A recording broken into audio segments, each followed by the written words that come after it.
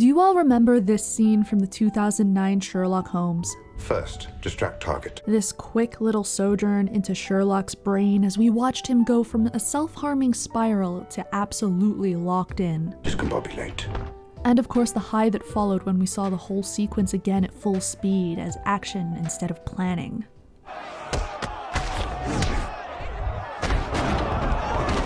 What about this scene from the 1992 movie My Cousin Vinny? In the 60s, there were only two other cars made in America that had positive traction and independent rear suspension and enough power to make these marks. One was the Corvette, which could never be confused with the Buick Skylark.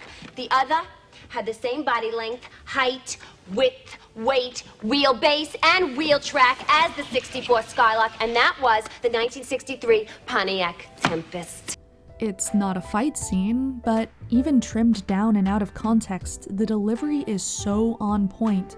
You know the opposing lawyer just got discombobulated. You know a mic drop when you see one. Despite their very different content and context, these two scenes are great examples of the trope I would like to talk about today.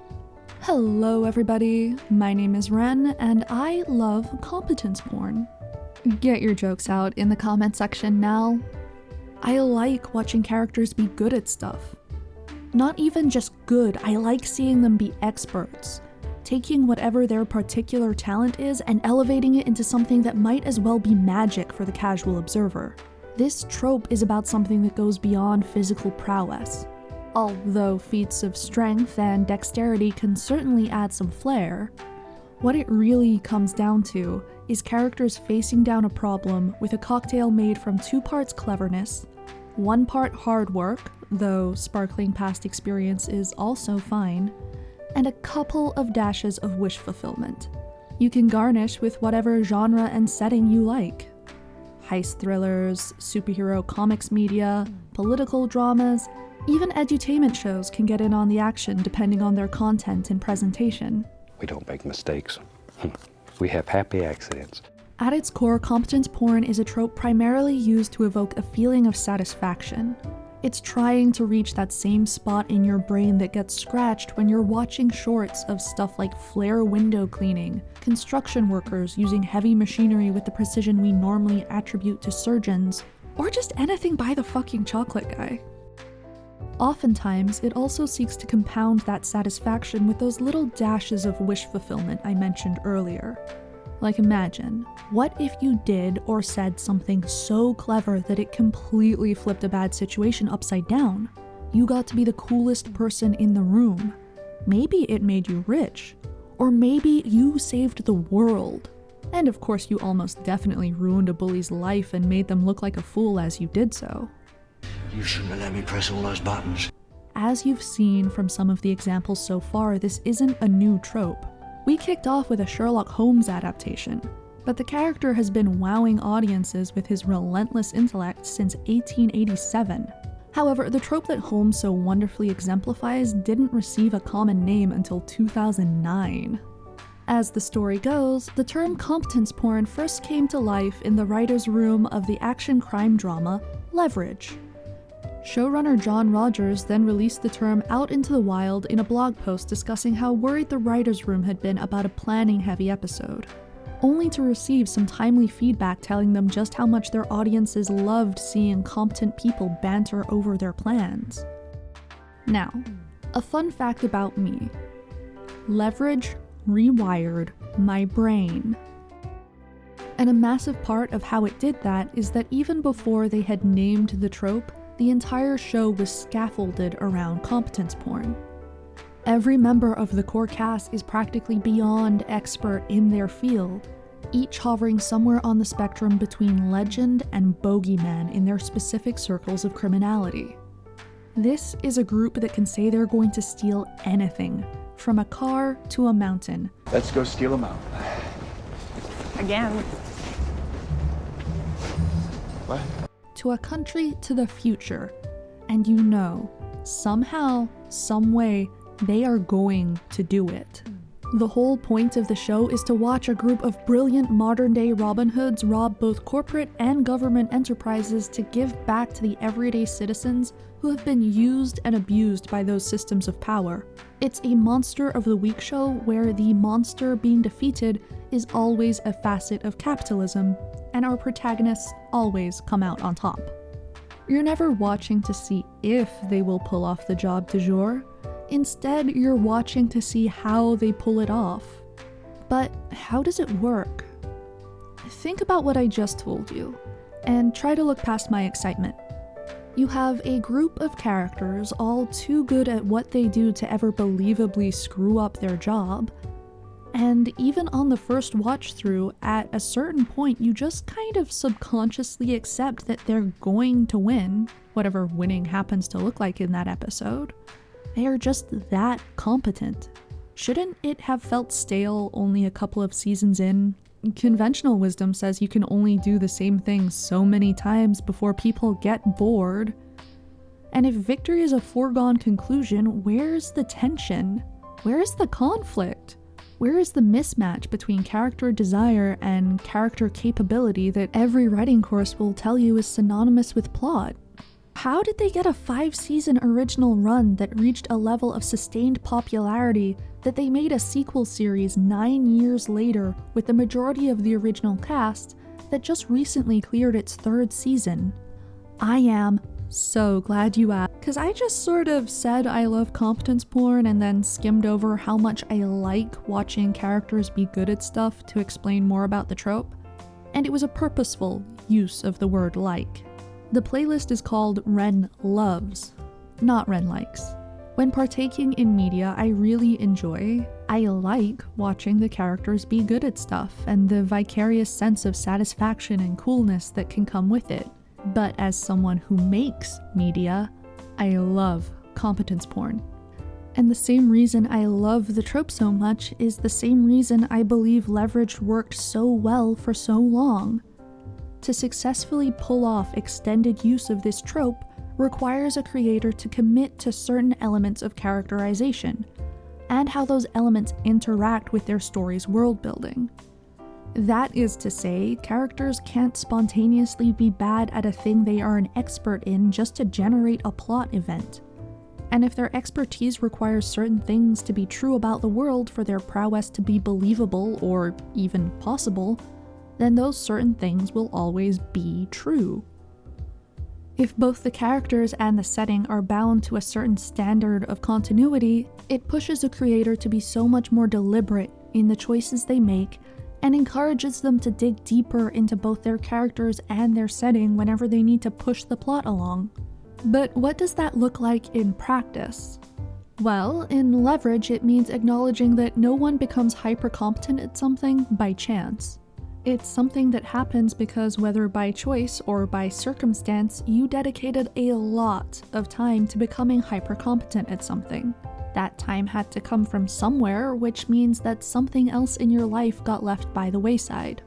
It's the same logic that led to Sherlock Holmes famously not knowing that the Earth revolves around the sun. If it weren't for me, our friend Sherlock would still think that the sun revolves around the Earth. I was 8 when I made that mistake. You chose to wear that vest this morning. Eliot has spent years mastering himself and his situational awareness to try and control the violence inside of him and around him whenever possible. Hold a knife like this, cuts through an onion. A knife like this, cuts through like 8 Yakuza in 4 seconds. This means he hasn't spent much time learning about computers beyond what is needed to get through the day.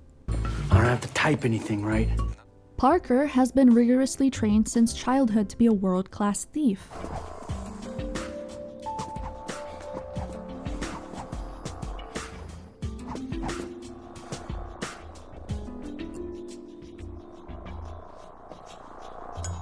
Which means she never had a lot of the quintessential childhood experiences that help people learn how to handle social situations. Not everyone is worth saving.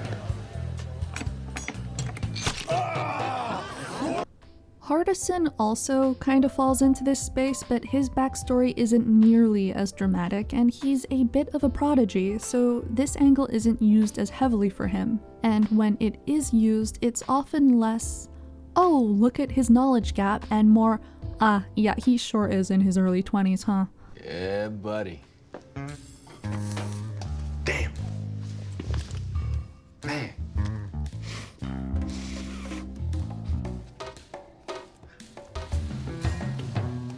Leverage also acknowledges that sometimes being hypercompetent isn't a flex, so much as it is a symptom or byproduct of something deeply twisted in the character's psyche.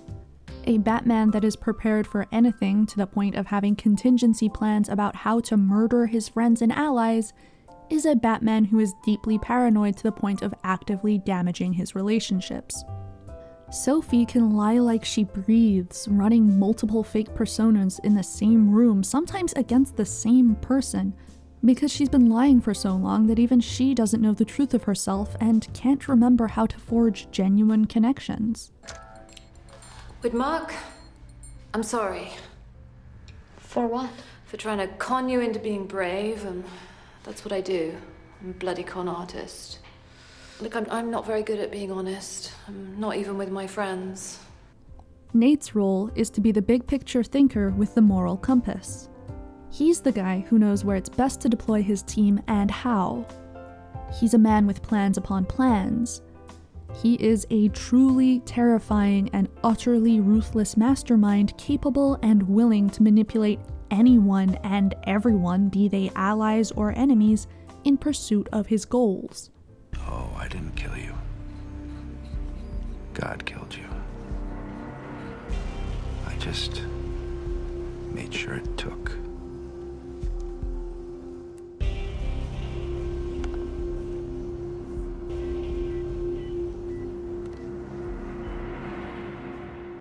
By acknowledging that expertise is something that takes time, and that the path towards it can exacerbate or even be the source of negative development, the writers of Leverage manage to not just maintain but reinforce the competencies of the core cast, making space for tension and conflict that could propel the plot without undermining the character's expertise.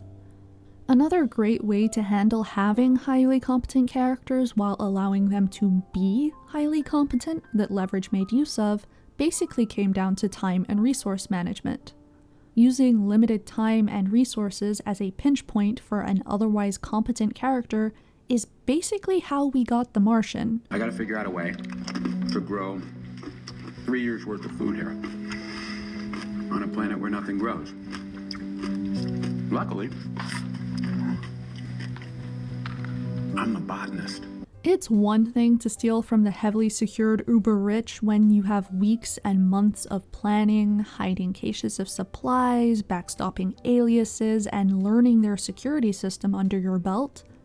It's a whole different ballgame when some asshole you didn't know waltzes in and starts threatening your friend and place of safe harbor, and you only have a few hours to get rid of him before shit really hits the fan. And what are you supposed to do when you get stuck at an airport, tired out of your mind, no cash on hand, and all of your good tech broken, only to notice some jackoff trying to steal a child's heart transplant? Organs only remain viable outside of the body for so long, you know. Episodes like these, with a time crunch and the team only having access to a fraction of their resources, can feel extremely tense. In the back of your mind, you know this crew can perform miracles, but normally they have some grace. A margin of error for the things they can't control and the competencies they can't trade between. These episodes make it so even a completely mundane delay can become a stressor. Sure, we know they're good, but we get wrapped up in the need for them to be great. Deeply entwined with, but still separate to the narrative, time, and resource constraints, is the simple fact that while the Leverage crew might be the main characters of the show, they aren't the main characters of the world the show takes place in. The Leverage crew can be so successful that the heist doesn't even warrant an episode right up until they're about to make their getaway and suddenly someone else is robbing the place. Hardison can be the best hacker in the world, But that's not particularly useful when some third party notices the bait laid down for the episode's marks and decides to kidnap and bury him for their own gain. And that's not even getting into the fact that people can just have family. Everything is great until some guy in some backwater town has a mouthy cousin who is actually in the very insulated industry you're pretending to be a part of. Look, you know what I can do? I can retask a satellite, I can get a level 3 NSA clearance, but I can't hack a hick. Basically, make the world around your characters feel vibrant and lived in. As a writer myself, I've definitely had moments of wondering if I've made a character too OP. Times when the dreaded accusation of having made a Mary Sue felt unavoidable and unreasonably stress-inducing. As it turns out, having your character's plans get fully derailed by what you initially thought was a nothing background detail, or even just a setting-appropriate blindside dictated by some degree of real-world expectations, can do wonders for helping manage those fears without you needing to spiral backwards into nerfing your characters. Back on track, I love competence porn because I've noticed a correlation between works that commit to its use and works that really dig deep into both their characters and the world they inhabit. And often these works have stricter continuities. Competent characters beget a kind of attention to detail that I find compelling as a creator and an audience member. In the case of Leverage and what kept it from feeling stale even with such a competent crew, I've barely scratched the surface. There's the emotionally charged character motivations, the palpable cast chemistry, and some great recurring guest stars. Things that any good narrative, particularly one being made for television, are going to have, whether they've made competence porn a central pillar of their show design or not. Things that weren't quite as relevant, to my point, as the way the writer's room strengthened their show by doubling down on their characters' competencies, by showing how gaining expertise shaped the characters as much as having that expertise did, and allowing the simple reality that sometimes life happens, regardless of what you're good at. As always, thank you for watching, and please do all the YouTube things with the liking, commenting, and subscribing. And even if you don't do all that, please keep practicing hope and don't be afraid to get punk about it. I'll see you next time.